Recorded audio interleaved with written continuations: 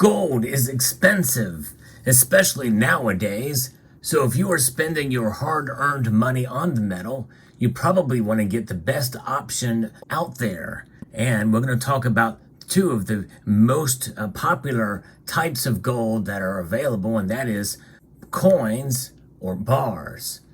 And we'll talk about which one you should buy in this video as we explore.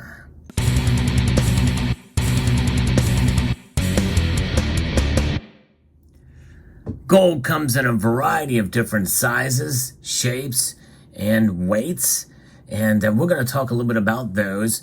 But the most common distinction between gold products is bars and coins.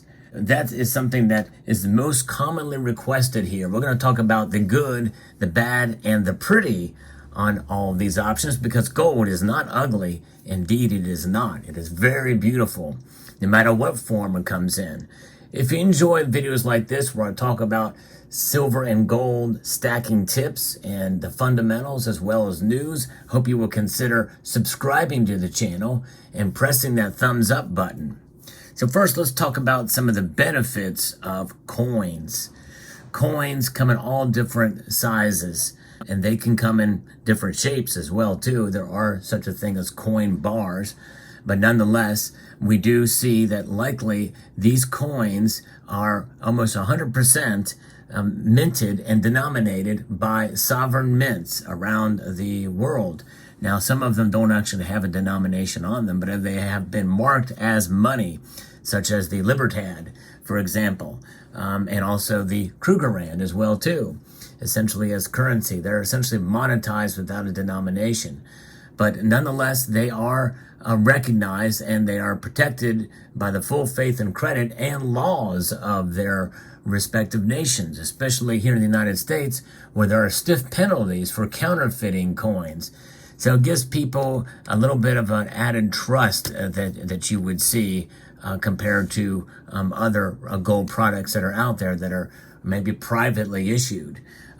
Coins have the added benefit of being well recognized, very liquid, especially some of the examples that you see here before you are made by well-known mints, well-known nations around the world as well.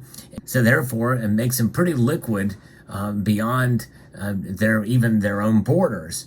And, you know, the coin of the realm very well could be just as recognized across the pond and stacked just as much, if not even more so. Now, premiums you can find some of these coins for fairly low premiums. In fact, very low premiums, depending on the type of gold that you have. And so with that being said, you know, you can save money on some gold coins, where otherwise those are the type of savings that you might find with gold bars. So those are some of the big benefits to coins. You got liquidity, recognizability, and then you also have the backing of the government and the law in those governments, and a variety of different sizes as well, which is definitely good. And typically, sovereign mints have security features on them as well that are becoming more increasingly complex and intricate, such as you see here on this Britannia.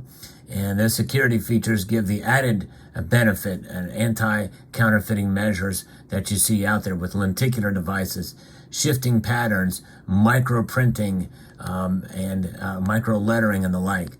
And of course, you have patterns in the background that certainly do make it very difficult for counterfeiters to replicate. So there are more and more increasing versions of that. Then you also have pure gold options, as well as other purities that some may find more appealing for durability for coins that you necessarily wouldn't find in bars. So those are the benefits of coins. That's the good. Now let's talk about the negatives of coins, of having coins. Well, the negatives, some of it can kind of mirror some of the positives in some aspects. In fact, you will find varying different purities, you know, from 20 22 karat or 90% gold, 9167 fine coins, 22 karat coins. Some people see that as a negative because it's not pure gold. In fact, they say, well, these two coins here are not pure gold, but yet they're an ounce. How can that be? Explaining to people that indeed it actually weighs, its total weight is more than a 1 ounce gold coin because of the balance of the other metals that are in it. So therefore, this coin weighs more than this coin, but both are 1 ounce of fine gold in it. And that can be a little bit confusing. What's even more confusing is some of the odd weights of legacy coins, what I refer to as legacy coins, that have been minted through the years, such as the sovereigns and also the LMU coins, the 20 franc coins. This is an example of one of those where you have the, they may be 22 karat gold or 90% gold or what have you, but yet they have odd weights, 0.1867 or something like that. And, knowing what that is and being able to calculate it, you can get them cheap, but, the liquidity and the payment and the buyback on it is going to be pretty low. And so there are some issues with some of those types of coins as well, too, that could be considered a negative. But again, they are indeed recognized, and folks stack them up. And I think it's up to the individual and your individual preferences on some of these different types. Now, there's a lot of different ones that are out there. The Helvetia is one of the most commonly recognized versions of those. So those are the negatives of coins, and they are also higher premium typically. Aside from the 20 francs and some of the other smaller fractional gold coins, typically sovereign coins, you will pay a higher premium for them. So the premiums do vary with coins, but the most popular are going to carry higher premiums depending on the demand for them. And so that is a definite negative when you think about it. Now let's talk about and shift our focus here to bars. That's right. Bars are a little bit different. Let's talk about the benefits, the pros for bars. Bars are typically lower premium, and they are always pure gold, at least 3 nines fine, but mostly 4 nines fine. They are the purest of the gold out there, and they also are very low premium. And they're mostly recognizable from major manufacturers out there like Asahi.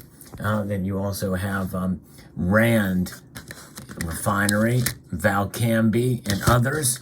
And so, therefore, when you have pieces like this that are made by either quasi government organizations like the Perth Mint or private institutions like Valcambi,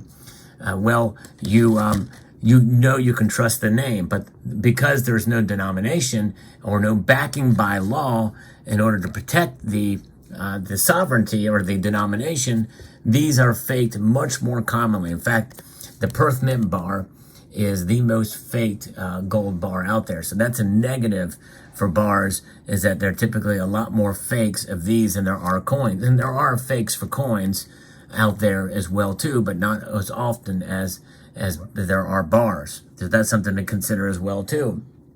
So you want to make sure that you get something that you know for sure and you have the confidence that it is indeed genuine. Here's a little tip for you. If you do buy a gold bar, the first thing you should do is turn it on its side. If it's thick, it's not thin like this, then you know it's fake. And it's very easy to tell because it really sticks out above and beyond the packaging. Now, there are other ways as well, too, such as using maybe a precious metals verifier and other methods to be able to test your gold, but that is the most easiest way to do it, just by looking at it. I've done it before. I've saved my local coin shop a lot of money by discovering fakes that they had gotten in at one time. But nonetheless, so there is that. You have the gold bar there. Gold bars are definitely more liquid. They're cheaper. Or they're not more liquid. Actually, some places will not take them, but others will. They do have the benefit of having the assay packaging, which provides another layer of security that may give you a little bit more confidence. like something like this, a security case, that if you were to open it up, it may change colors, and there's other things, other security features that you may find on some of those as well too. Now there are some nuances here, because mostly when we think of gold bars, we think of private manufacturers, or something like this, a Perth Mint, which produces coins as well too. But then you also have these private manufacturers who make sometimes like gold rounds. But there is no difference between this gold round and that gold bar. It's all the same. It's just a different packaging, different shape. And you also have actual government mints producing bars, such as the Royal Canadian Mint. And the Royal Mint produce gold bars as well too. But that does not really separate them in any way, shape, or form from the private manufacturers, other than the name, and it's from a sovereign mint.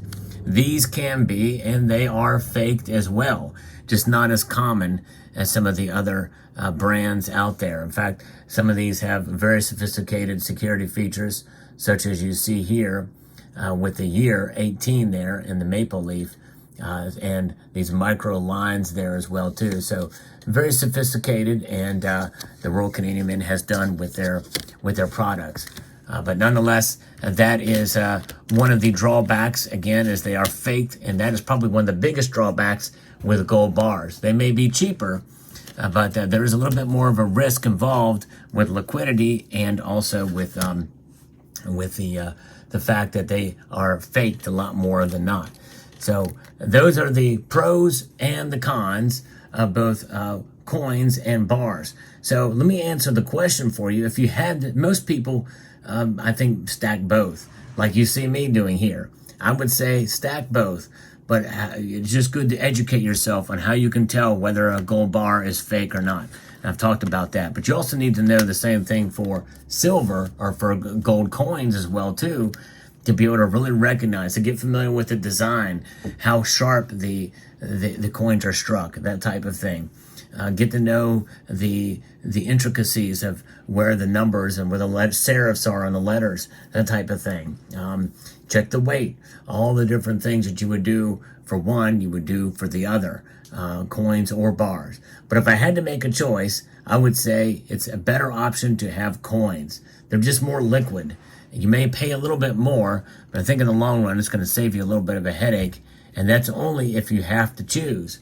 Obviously, I chose to get both in the course of time, to have a sort of a diverse stack. And some of these have had, I got it at a really good deal. Gold is gold. In the end, gold is gold. And so I really don't think you have to choose. I just think it's good to be educated on which one you choose. So I hope you enjoyed this comprehensive comparison between bars and coins made of gold. Hope you found this video informative, insightful, and educational, and I would like to extend a multitude of gratitude to you all for watching, and to encourage you to please rate, share, comment, and subscribe.